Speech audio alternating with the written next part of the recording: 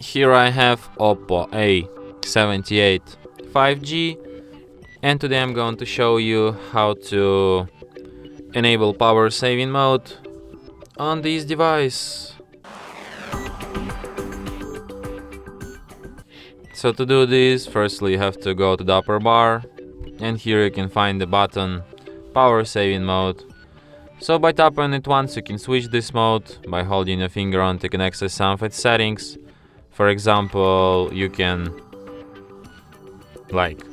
automatically turn it off when your device is up to 19% charged. You can turn it on at a specific battery level automatically. You can also adjust some of its default optimizations, like you can reduce screen brightness, you can change auto screen off time to 15 seconds, you can disable background synchronization and lower the screen refresh rate. So yeah. And that's it. Thanks for watching.